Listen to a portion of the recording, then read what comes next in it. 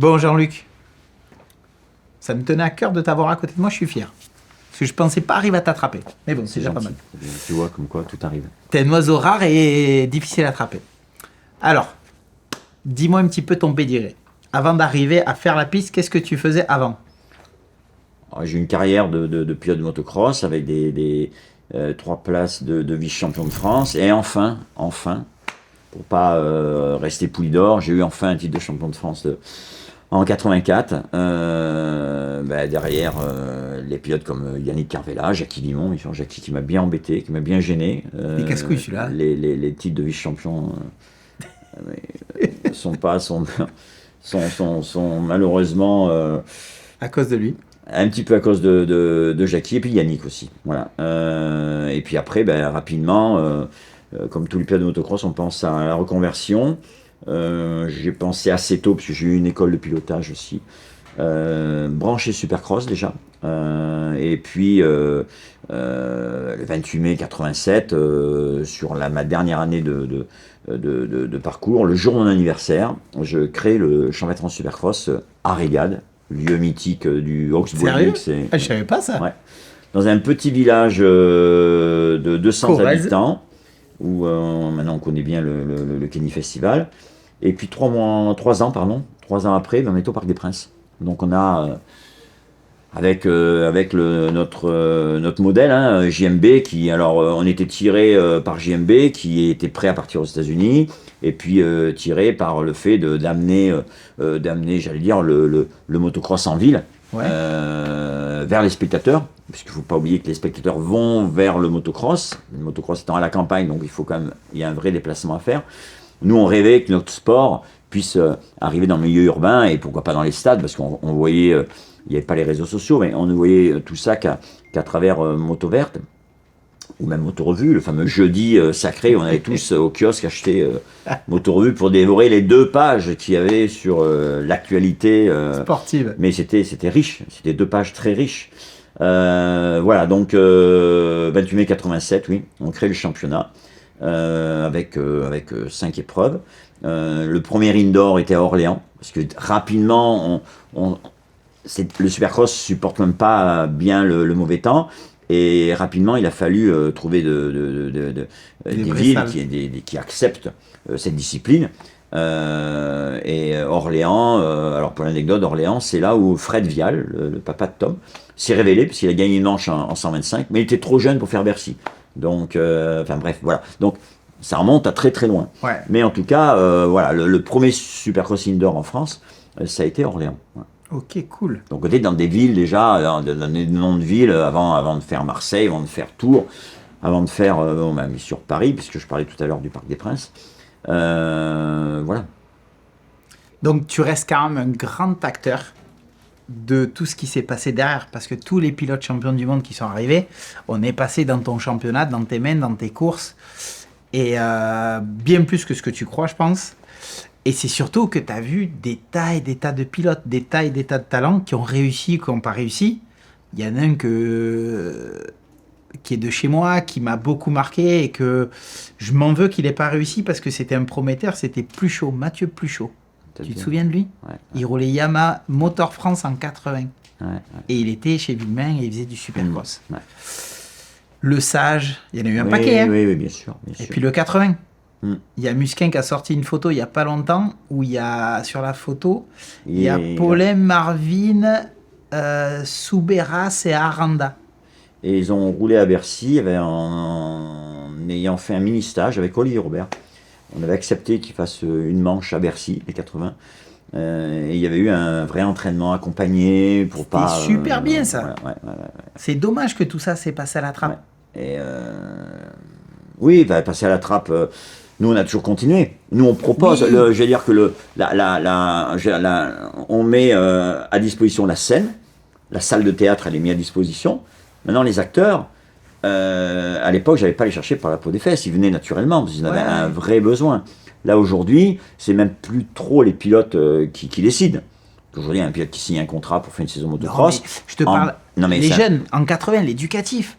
Oui, mais en bien 80, ça va encore, on peut récupérer les jeunes. Le problème, c'est qu'on les perd au fur et à mesure, puisque un jeune qui roule bien en Supercross en 80, qui est champion de France, même si ce ne sont pas très nombreux, en tout cas, qui s'intéressent à la discipline. On en a eu, hein, Maxime Gros, on a eu quand même pas mal de pilotes. Avant, on arrivait à les garder. Il passait en 125 et puis enfin le SX2, etc. Souberas, Maxime Després, on a eu ces pilotes qu'on a vu arriver, qu'on a gardé avec nous, mais on en a perdu. Ouais, on a perdu beaucoup en route et parce que à partir du moment où il signe un contrat dans un team, souvent en bas il est bien marqué que la saison c'est du motocross et c'est interdiction de faire du supercross. Et comment on pourrait faire pour essayer de remettre ça? Parce que moi, j'en suis extrêmement conscient, peu là aussi, Nambotin, que en fait, notre succès, il est dû au bagage technique qu'on a appris avec le motocross, le supercross. Tu vois, l'exemple, un petit Rossi, il veut faire du supercross.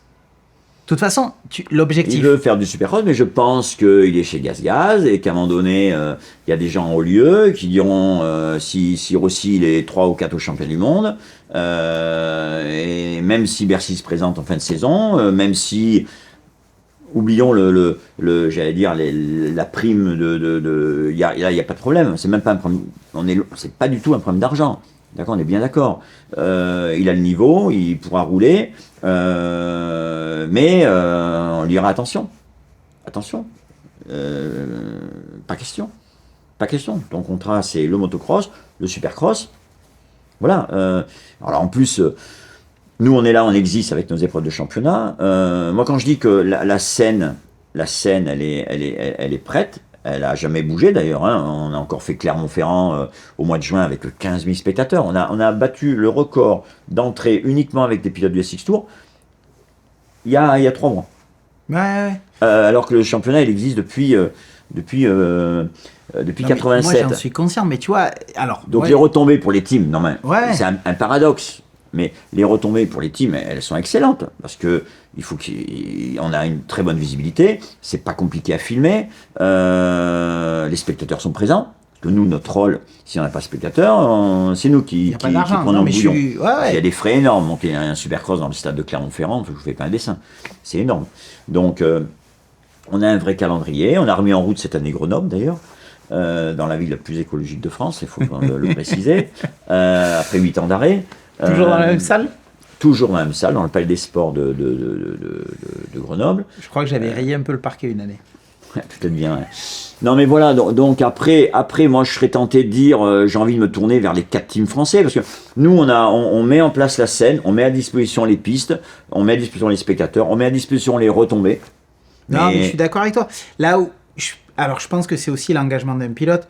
Tu vois, quand un petit Rossi ou même un Vial que cette année on a suivi, Vial il a eu un peu du mal je pense aux États-Unis, c'est qu'il lui a manqué un petit peu le roulage qu'il n'a pas eu le temps de faire. Tu vois, c'est allé très vite. Vial, on l'a eu 2 fois. On l'a eu à Agen et à Rion. On l'a eu 2 fois. Et tu sais, quand tu reprends la base, je veux dire, moi j'étais petit, je regardais les vidéos du Supercross, t'avais du Machio, t'avais du Roncada, t'avais du Villemain. Tout le monde. Ouais, mais regarde, si ces gens-là, ils ont réussi aux États-Unis très vite. Du Cyril Porte aussi, oui. du Vialou, on l'appelait Vialou, hein, le père de Tom. C'était les enfants terribles à l'époque, hein, c'était Machio. Alors ça, c'est du 125. Après, mais c'était la bonne école. Est-ce que tu imagines le jour où à Bercy on a vu De Maria dans la roue de Vial et Jérémy Magrath avec la Honda Pic qui saute l'arrivée en 3e position roue dans roue. Pour nous, ça y est, on avait enfin, après des années de travail, on avait gagné notre pari. Alors, on l'avait gagné avec JMB, mais qu'il puisse y avoir des pilotes derrière qui prennent le relais. En plus, bon, c'était la 425. Imagine Yves De Maria en 125, c'était quelque chose. Donc, on a vécu des moments mais très forts. Des moments très très forts. Parce qu'on construisait quelque chose. Alors, non, mais moi je l'ai vécu personnellement. T'es arrivé un jour, tu nous as dit voilà, on va faire une SX Cup, championnat de supercross européen. Et à la clé, il y avait les États-Unis. Mais non, moi j'ai vécu ça et ça me tient à cœur d'en parler parce qu'aujourd'hui, il manque un peu derrière tout ça. Ben, alors, du coup, je veux juste terminer. Et on peut en discuter pendant des heures. Mais il faudrait faire le même interview et asseoir sur la chaise ici Serge Guidetti, qui a un team très branché Supercross, Joss Salfranck, qui a aussi un team branché Supercross, on a Théier et on a Bud. D'accord? Donc ces gens-là ont un team branché Supercross. la grande question que je me pose, pourquoi eux n'arriveraient pas à l'intérieur de leur team d'inviter un jeune, un junior, pour le faire progresser et essayer de le garder au minimum quelque temps. Voilà. C'est la seule solution pour nous. On a quand même des teams français qui sont très étiquetés SX. Mais eux, il faut leur poser la question, pourquoi ils ne préparent pas l'avenir? C'est ça la grande question. Alors, moi je sais qu'aujourd'hui, on y a pensé avec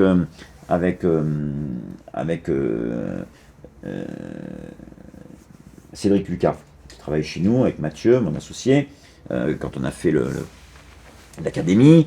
À un moment donné, je me dis, on aurait 3 sous, mais je suis pas dans mon rôle, j'aurais monté moi un team. En plus, il y avait le papa de Vimin, qui lui est chaud comme tout, qui est toujours resté branché Supercross, qui amène d'ailleurs 2 pilotes à chaque fois. Il les entraîne, il les prépare, il vient jamais les mains vides, hein, le père de David. Et il a toujours eu cette adrénaline, etc., etc. Donc, pour le Supercross. Voilà. Mais quand on fait l'académie, alors là, il n'y a pas de problème de team ni rien, mais l'académie, derrière la grille de départ, on récupère, quand on a récupéré 12, 15, 80 cm3 sur tout l'ensemble de la France, on est à fond. On est à fond. Donc, il faut bien se rappeler une chose, c'est que à l'époque, alors je suis désolé, hein, je vais faire un petit peu l'ancien combattant, mais le trophée Yamaha en Supercross, il y avait 7 épreuves et il y avait 44 pilotes, puisqu'il fallait, c'était le chiffre exact. On a que 44 pilotes qui faisaient uniquement, alors là c'était que les pilotes Yamaha, ça allait encore plus loin que recruter l'ensemble des meilleurs pilotes français, mais Yamaha, on arrivait à couvrir 5 à 6 Supercross avec uniquement des pilotes Yamaha. Il y avait une quarantaine. Et les 2 vainqueurs allaient chercher leur moto à l'île de la Réunion pour faire du Supercross à Saint-Denis. Ils montaient leur moto là-bas et ils avaient gagné une moto, mais ils allaient la chercher à l'île de la Réunion. On a oublié tout ça. Mais une marque de moto aujourd'hui arrivait quand même à faire pratiquement, à couvrir en nombre la valeur de 5-6 Supercross. La liste de notoriété que j'avais dans SX Magazine, puisqu'on faisait un magazine, j'ai 220 pilotes. Aujourd'hui, on en a 60. Non, mais je suis d'accord avec toi. Moi, tu sais, mon fils commence à faire des petites courses pour s'amuser. Quand je vois le déficit technique des pilotes de la génération qui va arriver, je me dis, mais là, on est loin du compte. Hein.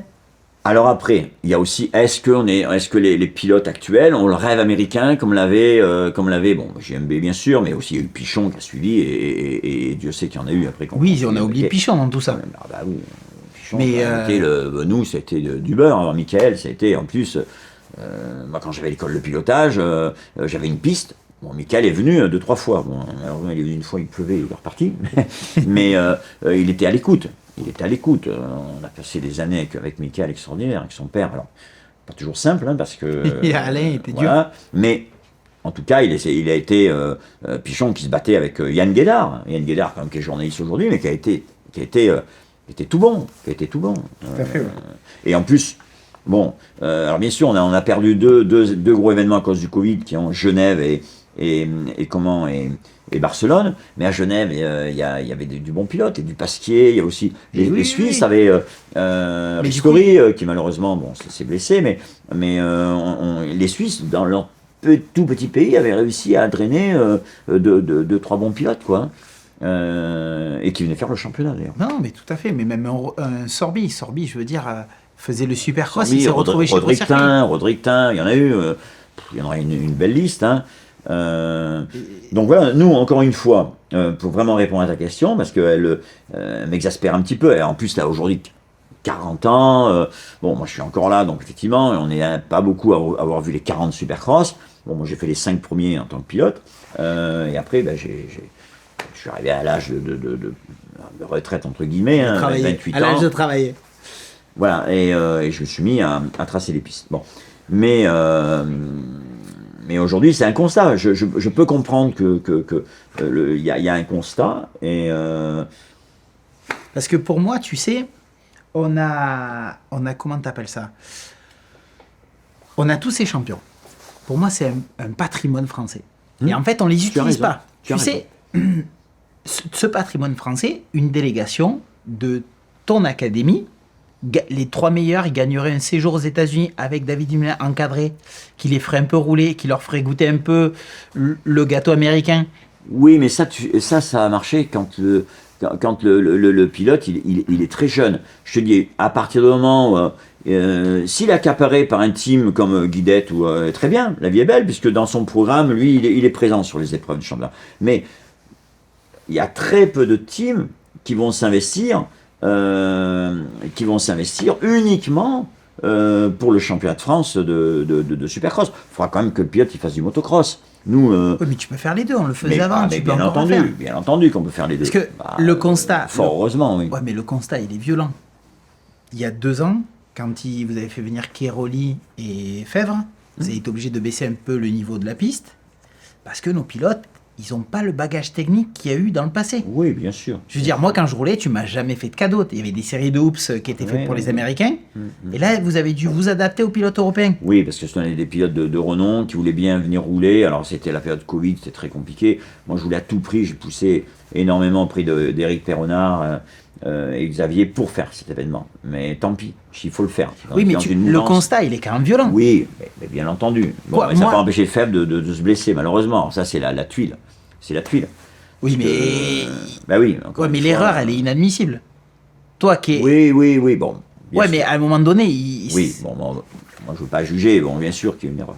Mais bon, après, Fer n'a jamais fait de supercross, hein, donc si tu veux, de le voir rouler comme ça, il n'était pas dans la roue de Musquin, mais il n'était pas très loin, et je pense qu'il il s'est vu beau, et au lieu de peut-être... rendre un petit peu. Alors le supercross fait aussi que tu es dans une arène, voilà, c'est chaud. C'est dommage, j'étais vraiment peiné pour lui. Hein, ah non, mais en plus il a galéré l'année d'après. Bon, après il s'est bien refait cette année. En tout cas, oui, mais bon. Mais après, tu vois, même un Keroli, quand tu vois un Keroli qui arrive au début du week-end, il est pas dedans et il progresse au fil du week-end, il y a un potentiel. Il n'est pas champion du monde pour rien. Mais quand tu vois que le pilote a besoin de pratiquer, et je veux dire, il y a quelque chose. Toi, tu l'as la recette. C'est juste qu'on se remette à la faire. Oui, mais c'est le milieu, c'est là. Aujourd'hui, moi, je peux pas en plus monter un team. Non, faut juste inviter les pilotes à revenir. Chez SX, quoi. Je veux dire, c'est pas possible. Pas possible. Chacun son travail, chacun son boulot. Après, tout dépend si tu veux ce que tu veux faire dans l'avenir. Il y a un moment donné où Serge, il aura besoin de mettre des nouveaux dans son team.